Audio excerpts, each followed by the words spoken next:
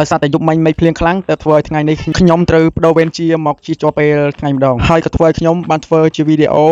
អំពីកៅស៊ូក្រុមហ៊ុនមួយកន្លែងនេះហើយចំពោះកៅស៊ូនេះដែរគឺទៅតែបើកមុខផ្កាប់ដូចដែលខ្ញុំធ្វើវីដេអូបង្ហាញពីលើកមុន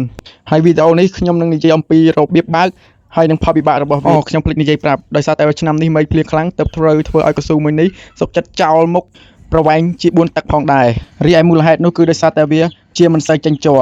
អញ្ចឹងហើយទៅធ្វើឲ្យក្រុមហ៊ុនមួយនេះសម្រេចចិត្តបោះបង់ចោលនៅសាច់កៅស៊ូដ៏ច្រើនដែលគួរឲ្យស្ដាយតោះចូលមកដល់សាច់រឿងយើងវិញគឺខ្ញុំនឹងបង្ហាញអំពីការបើកមុខកៅស៊ូមួយនេះប៉ុន្តែខ្ញុំសូមបញ្ជាក់ខ្ញុំមិនមែនជាអ្នកមានបច្ចេកទេសឬក៏អ្នកជំនាញអ្វីឡើយ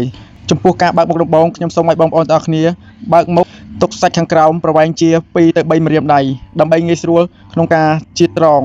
ហើយនេះហើយគឺជាបញ្ហារបស់មុខផ្កាប់អូឥឡូវតែនិយាយប្រពន្ធខ្ញុំជិះចូលទៅមុនខ្ញុំបាត់ទៅហើយតែបងប្អូនឃើញទៀបហើយទឿ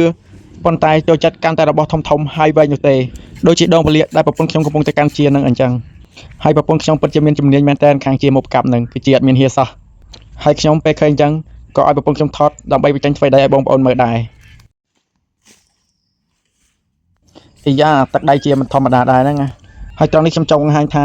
ទឹកជ័រដែលហូរមកវាមិនបែកវាមិនហូរចេញយើងមិនបាច់ជាត្រង់ក៏បានដែរ